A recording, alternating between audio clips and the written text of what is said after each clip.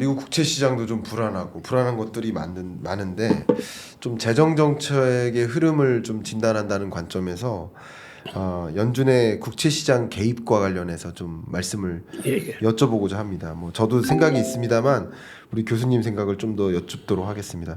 최근에 연준의 이 국채 시장 개입이 좀 많이 증가했다라는 이런 표현들이 많이 등장하고 있고요. 근데 연준의 이런 국채 시장 개입 이 자체는 일단은 왜 늘어났는지 궁금해 하실 것 같고요. 그리고 어떤 식으로 국채 시장에 개입하는 것인지, 그러니까 왜와 어떻게 이 두 가지에 대해서 혹시 해안을 좀 주시면 감사하겠습니다. 우선 미국 정부나 연준이 지금 국채 시장이 어렵고 시중금리가 왜 올라가는지에 대해서는 이 양반들이 잘 알고 있어요. 우선 수요가 지금 터무니없이 부족해요. 그러다 보니까 우선 미국 재무부 자체가 이번 하반기에 3분기에 1조 70억 달러, 4분기에 8,500억 달러 정도의 순발행, 국채를 순발행합니다. 거의 1조 8,700억 정도 되는 어마어마한 양인데, 그런데 이것의 대부분을 사실은 단기국채로 발행해요. 장기국채로 발행할 자신이 없는 거예요. 그러니까 단기국채라는 게 1개월, 44일물, 3개월물, 뭐 6개월물, 최대 6개월물이에요. 그러니까 미국이라는 이 큰 나라를 운영하는데 이렇게 급전을 땡겨가지고 지금 살림하는 꼴이에요. 예를 들어서 1개월, 44일물, 3개월, 6개월물 하면은 이거 3개월, 평균 3개월로만 잡아도 계속 3개월마다 이 많은 금액을 롤로버를 해줘야 되는데 이게 단기 유동성에 이게 많은 그 회오리를 찔 뿐이 없고, 그러다 보면 이자를 많이 주는 단기 국채에 몰리다 보면 장기 국채 쪽에는 더 작은 경색이 있어서 이쪽은 더 어려지거든요. 그러다 보니까 지금 재무부가 꾀를 낸다는 게 바이백을 할까? 즉 재무부가 나서서 시장에서 그렇게 힘든 장기 국채들은 일부 이제 사주겠다는 거거든요, 솔직히. 즉 그 얘기는 양적 완화나 사실 다름없어요. 그 연준이 하면 그게 양적 완화인데 이걸 재무부가 하겠다는 거고, 또 하나는 연준도 지금 긴축을 하면서 아시다시피 매월 850억 달러의 국채와 모기지 증권을 사주게 돼 있어요. 그래서 실제로 사고 있습니다. 그런데 국채를 팔아서 시중 유동성을 회수하는 긴축, QT를 하면서 유독 10년물 이상 장기 국채는 사주고 있습니다. 그거는 시장이 워낙 안 돌아가니까 국채를 팔아야 될 연준이 다른 뭐 5년물 이하 국채들은 팔면서 10년물 이상은 사는 거예요. 그만큼 지금 국채 시장이 이제 어렵다는 거죠. 그렇죠. 이렇게 국채 시장이 좀 어려운 상황에서 특히 뭐 최근에 그 지역은행 부실 관련해서 방지책도 발표하고 그러면서 은행들의 어떤 장기채 매도를 경고하거나 또 다른 나라들한테도 미국 장기채 매도를 경고하거나 뭐 이런 일들까지 일어나는 상황을 보면 미국의 국채 시장 상황이 뭐 진짜 호락호락하지 않겠구나. 라고 또 이런 어떤 모습들만 봐도 가늠할 수 있지 않을까 이런 생각도 좀 듭니다. 그러면 실제로 이 국채 시장에서 연준이 이렇게 개입을 하면 효과가 어느 정도로 있을까요? 저는 이 부분 좀 의문스러워. 그런데 불행하게도 연준이 개입하면 효과가 있어야 됩니다. 그러니까요. 그런데 효과가 거의 없어요. 미미해요. 그러니까 왜 미미하다고 생각하십니까? 우선 아까 이 그래프를 못 보여드렸는데 이걸 잠깐 보죠. 지금 이 그래프가 위에 이 자주색 선이 그 연준의 그 대체대조표 상에 지금 있는 금액 건데 이게 계속 우하향으로 내려가고 있다는 건 그만큼 국채나 모기증권을 팔아서 유동성을 흡수하고 있다는 건데 다른 건 다 내려가는데 유독 한 라인만 올라가는 게 있습니다. 그렇네요. 이게 바로 10년물 이상 장기국채거든요. 그거는 연준이 시장에서 이제 사주고 있다는 의미인데 이렇게 개입함에도 불구하고 지금 10년물 국채 금리가 오늘 아침에 나오다 보니까 4.5% 넘었더라고요. 저번에 레리 서머스나 BOA가 예상하기를 한 4.75%까지 오르고 그 오름세가 좀 장기화할 거다 그랬는데 네. 이미 거의 4.75% 쉽게 갈 거라고 보여요. 그다음에 빌 에크먼 같은 친구는 30년물 금리가 5.5%는 가야 된다라고 얘기하고 실제로 헤지펀드들이 국채 선물에서 그 방향으로 지금 숏배팅을 하면서 움직이는데 헤지펀드도 사실은 그들이 막무가내로 그렇게 그 투자를 하는 게 아니고 그들도 시장의 흐름에 맞서지는 않습니다. 즉 매크로 경제가 그런 쪽으로 갈 것으로 진행되기 때문에 그들이 그쪽에다 이제 베팅을 하는 거거든요. 그러니까 헤지펀드 같은 경우는 크게 두 가지를 지켜요. 하나는 뭐냐면 시장에 맞서지 않는다. 네. 그 다음에 정부에 맞서지 않는다. 예전에 시장에 맞서거나 정부에 맞서다가 크게 당한 헤지펀드들이 있어요. 그 후 이제 이게 어떤 헤지펀드 업계 나름대로의 교훈인데, 즉 헤지펀드가 장기국채 숏배팅에 나섰다는 건 시장의 흐름이 매크로의 흐름이 그쪽으로 가는 걸로 지금 시장의 어떤 도도한 흐름이 가고 있어서 헤지펀드들이 그렇게 이제는 가세한다고 봐야 되거든요. 정말 이 국채 시장의 연준 개입 효과 그리고 지금 일어나고 있는 이 국채 시장에서 나타나고 있는 여러 현상들을 정말 손에 잡히게 쥐어주듯이 이렇게 설명해 주셔서 속속 아마 여러분들 이해가 가실 것 같습니다. 지금 계속해서 우리 홍익희 교수님의 신유대인 이야기 이 책의 저자이시죠. 근데 특히 이 유대인들이 워낙 세계를 움직이잖아요. 예. 아까 말씀하셨던 석유라든가 곡물이라든가 방산이라든가 맞습니다. 돈 통화조차도 서비스업 여러 가지 금융 시스템 다 이렇게 유대인들이 이렇게 움직이잖아요. 그러니까 그런 것들을 정말 수십 년간 공부하셨기 때문에 그 누구보다도 이런 전체 경제가 어떻게 이 톱니바퀴가 되어서 굴러가는지를 잘 보고 계시지 않을까 이런 생각이 좀 들었거든요. 예, 지금 그렇게 말씀하시니까 그 통화금융 세력, 사실은 미국의 통화금융을 주도하는 삼각편대가 있어요. 아시겠지만 그게 월스트리트를 이제 실무부대로 하고 월스트리트를 관리 감독하는 이제 재무부와 미국의 통화뿐만 아니라 세계의 통화를 주도하는 연준이 있습니다. 네. 근데 이 삼각편대의 기수들이 대부분 다 유대인이에요. 연준 주요 행장이나 그 간부들이 최유대인이고 재무부도 지난 40년간 재무부 장관은 최유대인입니다. 연준도 사실은 연준의 이사들이 대부분 다 유대인이에요. 지금 제롬 파월만 사실은 예외예요. 그러니까 이 세계가 사실은 한 몸처럼 움직여요. 그러니까 워싱턴 컨센서스라는 세계 각국의 외환시장의 빗장을 열 때도 이 세계의 삼각편대가 같이 움직였고 사실은 위기가 터지거나 중요한 일이 있을 때 이 세계 기관이 이제 담합하는데 우리가 언뜻 보기에는 재무부나 연준이 힘이 센 것 같아도 실질적인 힘은 월스트리트에서 나옵니다. 그런데 월스트리트는 시중의 유동성이 많이 풀리고 그다음에 달러가 많이 공급돼야 주식이든 부동산도 자산 가격이 올라가서 자기의 이익에 부합되기 때문에 그런 쪽으로 계속 압력을 넣고 시장의 컨센서스도 그쪽으로 몰아가요. 그래서 시장이 연준의 금리 인상이나 고금리 기조에 대해서 잘 믿으려 하지 않고 이제 내년도 대선이 있으니까 쉽게 금리 인하 쪽으로 접어들지 않을까라고 이렇게 성급히 내다보는 이유 중에 하나가 월스트리트가 이제 그런 걸 조장을 해요. 그런데 우리가 과거의 역사 사례에서도 보듯이 과거에도 인플레이션이 조금 잡히는 듯해서 혹은 이러한 대선이나 재선이 있어가지고 거기에 굴복해서 금리를 내렸던 적이 한 3번 있어요. 그건 폴 버커 때도 심지어는 한 번 있었습니다.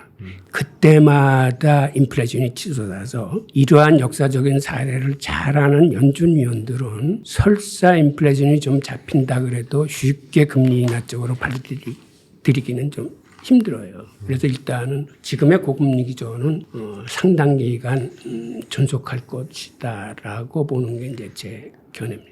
그러시군요. 말씀 정말 감사하고요.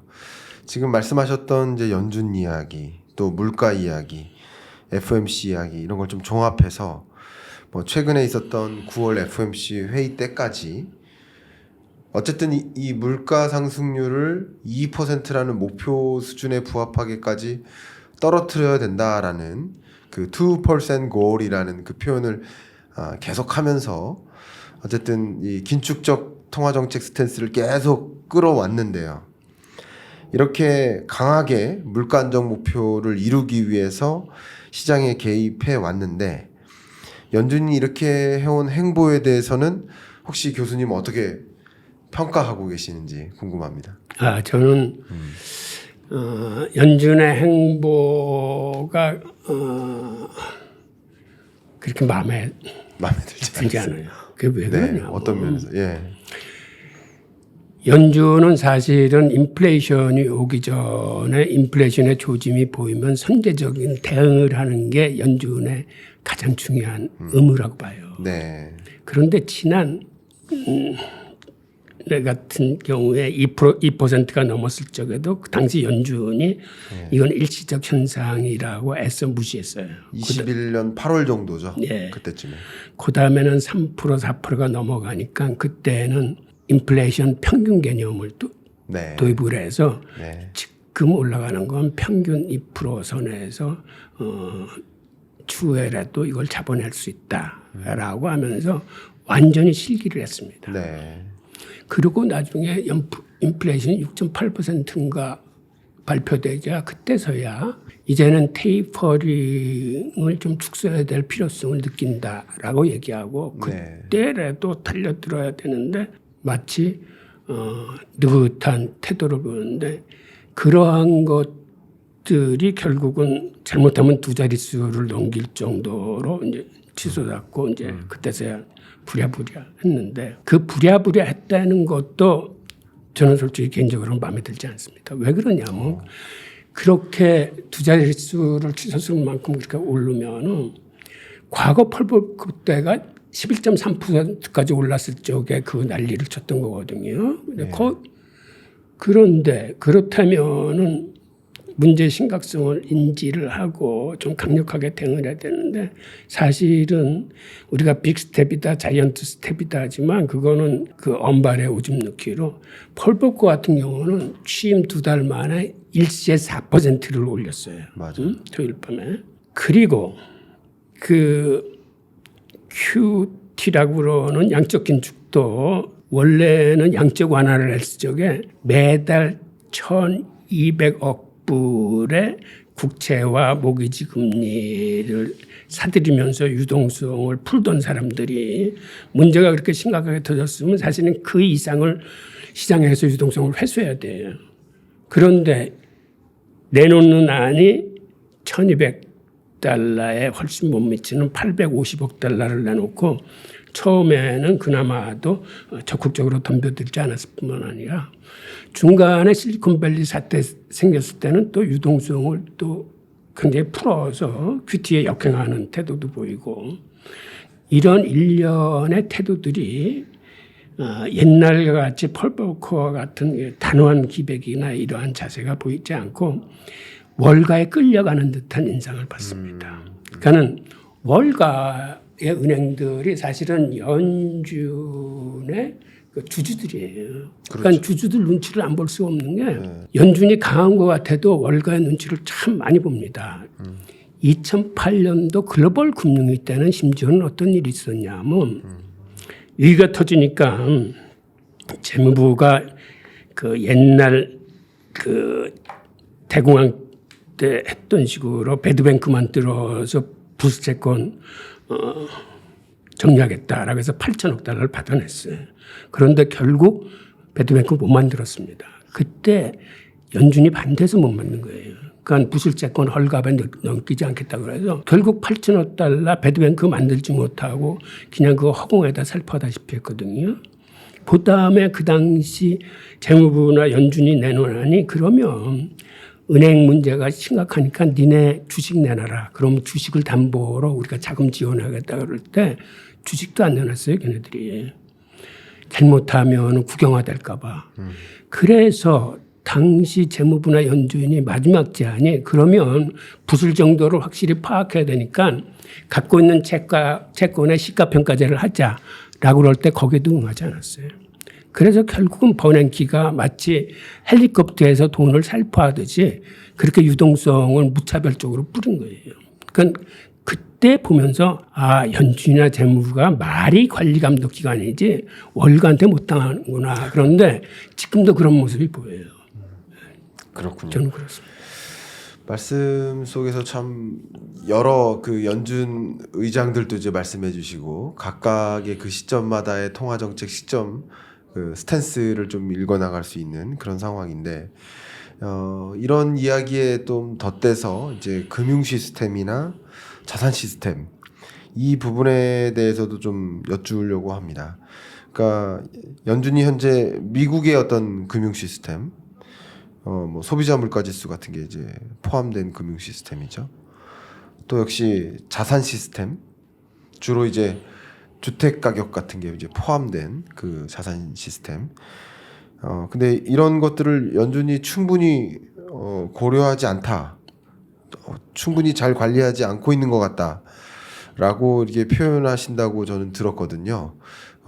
어떻게 제가 맞게 들었습니까? 교수님의 말씀을 제대로 이해했는지 모르겠습니다. 사실 물가를 관리한다는 건 그 사람이 사는데 꼭 필요한 게 의식주입니다. 네. 그렇다면은 먹는 거, 입는 거, 그다음에 잠자고 사는 것 이거를 다 관리를 해야 돼요. 그런데 네. 지금 소비자 물가 지수에는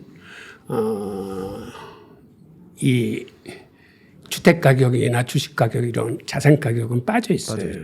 그거를 뺀 이유는 소비자 물가 지수는 소비가 위주가 돼야 되는데 이 주택 같은 경우는 이건 투자의 개념으로 보기 때문에 소비의 카테고리에 적합지 않다라고 뺐고 그다음에 근원 인플레이션을 만들 적에도 유가나 식량은 가격 변동이 너무 심한 거니까 통화 계획을 세울 적에 이렇게 변동성이 큰 것들은 빼야 장기 계획을 세울 수 있다 그러는데 저는 이것도 사실은 온당치 않다고 봅니다. 그렇게 생각하십니까? 네. 네. 그러니까 그거는 당시에 그 연준 의장이 그 치솟는 물가를 줄이기 위해서 사실은 어떤 의미에서 사적인 이제 꾀를 냈다고 그럴까. 처음에 유가를 제약하겠다고 그럴 때 연준 의원들이 굉장히 반대했어요. 연준이 물가에서 차지하는 비중이 유가가 물가에서 차지하는 비중이 그렇게 높은데 그걸 빼면 어떡하느냐 했을 적에 그거를 막무가내로 빼면서 당시 반대했던 연준 학자들한테 많은 불이익을 줬거든요.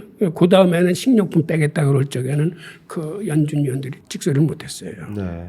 하여튼 그래서 근원 인플레이션이라는 것도 만들어냈고 그 위에 연준 입맛에 따라서 그 외에도 뺀 것들이 굉장히 많습니다. 그러니까 처음에 살아있던 것의 3분의 2 정도가 다 날아갔어요. 그래서 그게 이제 근원 인플레이션 형태로 남는데 물론 지금은 뭐 그 나름대로 통화 발행의 이제 기준 지표가 돼서 쓰이긴 하지만 어떤 이런 과정을 밟아서 내려오면서 그 자산 가격 같은 것도 죄 빼고 하면서 그러니까 사실 위기가 터지는 건 소비자 물가에서 터지지 않아요. 아시겠지만 주식이나 부동산에서 위기가 터졌어요. 항상. 그런데 연준이 항상 들여다보고 일반 서민들을 다독이는 건 소비자 물가거든요. 이제 그런 의미에서 미국 같은 경우는 주택가격은 뺐지만 자가주거비라는 개념으로 자기 집이 있으면은 예를 들어서 그걸 임대해 줬을 때 얼마만큼 임차료를 받을 수 있는지 그런 것들을 포함해서 어느 정도는 그 비중 있게 다루고 있는데 우리나라 같은 경우는 그조차도 없습니다. 그렇죠. 자가주거비가 안 들어가 있어요. 그런데 사실은 엄밀하게 보면은 이런 주택 가격이나 주식 시장의 지수 같은 것도 통화 당국이 같이 해서 이 적정한 관리를 좀 해줘야 돼요. 그렇지 않으면 모든 기득 세력들은 사실은 틈만 나면 돈을 풉니다. 네. 특히 미국이 그래요. 그래야 자기들의 이익에 부합하기 때문에. 네. 그래서 이것에 대한 견제가 없으면 엄청나게 돈을 벌. 우선 최근의 사태가 그런데 지난 14년간 연준의 통화 발행액이 자그마치 1000%가 넘어요. 그러니까 본원 통화 발행액이 1년에 20%만 늘어나도 많이 늘어나는 건데 2008년 글로벌 위기 이전에는 본원 통화 발행액이 한 8, 9천억 달러였었어요. 그런데 지금은 이게 8조, 9조 완전히 10배예요. 네. 게다가 재무부의 국채 발행도 엄청난 속도로 늘어나가면서 달러와 달러 표시 자산이 엄청나게 쏟아져 나와서 결국은 이게 주식이나 부동산 같은 자산 가격을 엄청나게 늘렸는데 그런데 이것의 혜택을 보는 사람들은 사실은 상위 10% 그 자산가들이고 그 중에서도 상위 1%가 이것의 수익을 대부분 가져갑니다. 그러다 보니까 시장에서 부익부 빈익진, 즉 부의 편중이 더 늘어나고 소득 불평등이 심화되는 거거든요. 이것이 미국의 통화 정책과 금융 정책 때문에 기인하는 현상이거든요. 이게 금융 자본주의의 내재적 모순이라고 그럴까? 어떤 본질적인 문제예요. 그러니까는 지금 이런 거를 자정작용, 즉 바로잡지 못하면은 지금 금융 자본주의의 문제가 점점 더 골마 터질 겁니다. 나중에는. 왜 그러냐면 2013년에 제니 델런이 연준 이사장을 할 적에 소득 불평등 심화 자료하고 부의 편중 자료를 공개를 한 적이 있어요. 네. 그때 그때 보면 여기 저 그래프도 있는데 네. 그래프를 한번 보면서 설명드릴게요. 우선 1971년 닉슨 쇼크 이후에 생산성의 향상이 그전까지만 해도 대부분 근로자 임금에 포함됐습니다. 그래서 네. 같이 올랐는데 닉슨 쇼크 이후 1972년서부터는 생산성 향상의 과실이 근로자한테 귀속되는 건 적고 이게 대부분은 주주들한테 돌아갑니다. 게다가 그 자본 집독자라고 해서 GDP 대비 금융자산 규모를 나타내는 지표가 있는데 이게 닉슨 쇼크 이전에는 세상 GDP 대비 금융자산은 50% 정도뿐이 안 됐어요. 그런데 이게 달러가 신용화폐가 된 후에는 10년마다 기하급수적으로 늘기 시작합니다. 즉 이 얘기는 뭐냐면 근로소득 증가, 즉는 GDP 증가율과 비슷해요. 연 3, 4% 그 물가지수 올라가는 것만큼 이렇게 올라가는 데 반해서 일종의 불로소득이라고 볼 수 있는 금융소득, 돈을 벌어주는 금융소득은 매년 연 15% 내로 증가를 합니다. 그러니까 근로소득에 비해서 한 5배 이상 빨리 증가하기 때문에 이게 소득 불균형을 불러오고 부의 편중을 불러일으키는데 그러다 보니까 지금 상위 1%가 갖는 소득 점유율이 거의 25% 정도 되고 차상위 9%가 갖는 게 또 그 정도 돼서 상위 10%가 전체의 절반 이상을 가져가고 미국 국민들 90%는 이제는 그 소득의 절반 이하를 가져갑니다. 이 그래프가 사실 연준이 발표한 거예요. 보면은 우상향하는 건 최상위 1%뿐이 없어요. 네. 나머지 국민 90%는 소득 점유율이 계속 떨어집니다. 이거를 뭘 나타내냐 하면 우리가 10명이 사는 사회를 가정을 했을 적에 돈 잘 버는 한 사람이 나머지 9사람보다 소득이 더 많은 걸 의미하는 거예요.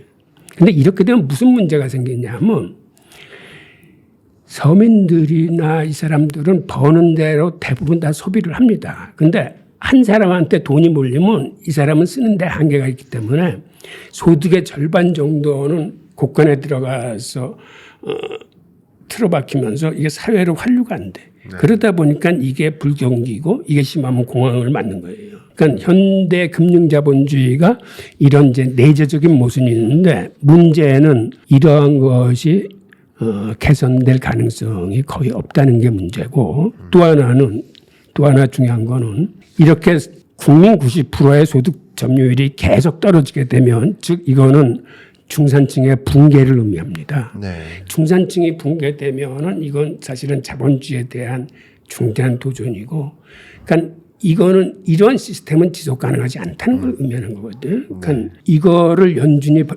발표했다는 것 자체가 저는 이제 대단한 거라고 생각되고 그다음에 이걸 발표하고 당시 제니 델런은 이런 얘기를 합니다.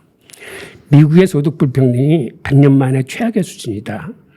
우리 미국이 기회의 땅이 맞나라는 이런 자조적 얘기를 하게 돼요. 그리고 이러한 문제는 곧바로 2016년도 대선 아젠다에 뽑혀가지고 후보들 간의 치열한 논쟁을 불러일으키면서 미국 국민들은 이러한 사정에 대해서 지금 잘 알고 있어요. 네. 그리고 이러한 소득 불평등은 결국 부의 편중을 불러일으킬 수뿐이 없는데 이것도 연준에서 발표된 그래프인데 네. 상위 1%가 지금은 미국 전체 부의 거의 40%를 갖고 있습니다. 네.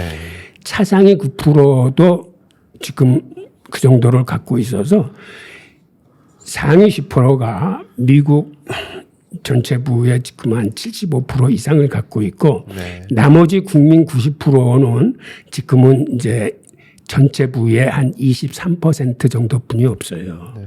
그런데 정말 큰 문제는 미국 국민의 절반 수준인 하위 50%는 이 전체 소득 중에서 갖고 있는 비중이 1.4%뿐이 없어요. 즉 그들의 재산은 대부분 대출로 이루어진 거기 때문에 갖고 있는 재산이 거의 없어요. 그러다 보니까 팬데믹 19 같은 사태가 터지니까 이 사람들은 한 달 벌어서 한 달 먹고 사는 사람들이기 때문에 이 사람들을 뭐 기본소득이건 뭐 실업수당이건 지원해주지 않으면 하위 50%가 붕괴되면서 미국 경제가 같이 붕괴될 수 있어요. 그러니까는 과거에 자산 가격에서 문제가 생겼을 적에는 연준이 돈을 풀어서 막을 수 있었어요. 통화정책으로. 그런데 팬데믹 같은 사태는 연준의 역할이 없어져 버렸어요. 그때는 양적 완화로 돈을 푼다고 해서 그 돈이 하위 50%한테 돌아가질 않아요. 그러니까는 재정이 이제는 그 역할을 바꿔가지고 통화 주도권이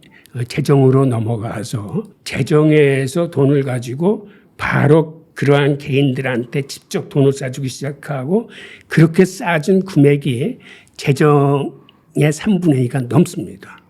그래서 이러한 경기 부양책이 생기면서 미국의 재정이 그러한 방향으로 옮겨갔는데 이게 어느 정도 줄었던 위험이 가라앉은 다음에도 미국의 재정이 그것에 관성을 받아서 계속 커지기 시작하는 거예요. 그러니까 바이든 정부 같은 경우는 내년 대선도 있고 하니까는 지금 인프라니 뭐 IRA니 뭐 하여튼 이런 것들을 내세워서 지금도 확대 재정, 팽창 재정으로 가져가면서 예산을 계속 늘리고 있는데 그런데 지금의 스탠스는 문제가 있는 거죠. 왜 그러냐? 뭐 인플레이션을 잡기 위해서 연준은 긴축을 하는데 오히려 재정에서 푸는 돈이 더 많아. 그러니까 우리는 긴축을 한다고 알고 있지만 사실은 지금의 장세는 어떤 말씀 유동성 장세예요. 연준이 그 회수하는 유동성보다 미국 정부가 푸는 돈이 더 많아. 그러다 보니까 주식시장은 물론이고 주택 가격이 정고점을 돌파해서 그렇게 상승하는 이유가 아직 시장에 돈이 더 많이 풀려 있기 때문에. 네. 말씀해주신 대로 정말 이 미국의 통화 정책과 재정 정책이라는 면에서 충돌이 일어나는 것도 많이 있고요. 지금 또 저는 이제 지금 교수님께서 말씀하시는 부분에서 최근에 이제 케인즈 책을 좀 읽다가 느낀 건데 케인즈가 1930년 그 대공황 때 100년 후를 나름 전망해보는 그러니까 케인즈의 손자 손녀면 이제 100년이라는 거죠. 그런 면에서 지금의 경제 어쩌면 1930년대 대공황 시절에 2030년 정도가 되면 이럴 거야라고 하면서 뭐 GDP가 얼마만큼 뛰고 그리고 얼마만큼 우리가 잘 살게 되는지 다소 장밋빛 미래를 좀 그려놨는데 그 부분에 대해서 스티글리츠가 근데 그렇게 됐으면 뭐 하냐 불평등은 더 가속화됐기 때문에 일부에게만 특히 예를 들어서 글로벌리 봤을 때는 선진국들이 전체의 그 부를 다 차지했고 대내적으로 봐도 대내적으로는 부를 찾는 그 계층도 일부의 계층들이 모두 장악했는데 그게 정말 진정한 성장과 무슨 관계가 있느냐라고 이렇게 토론을 벌이는 일종의 저 그런 이야기가 갑자기 떠올랐습니다. 교수님이 말씀하신 대로 연준이 물가 잡겠다고 그런 행동을 하고는 있지만 제대로 이 물가를 먼저 전망하고 대응을 했어야 되는데 대응도 좀 늦었고, 그리고 그런 그동안의 여러 통화 정책 기조가 재정 정책 기조를 포함해서 부의 불평등을 더 확대시킨 이런 어떤 정책 기조는 좀 모순이 있다, 잘못됐다라는 것을 좀 지적해 주시는 것 같습니다.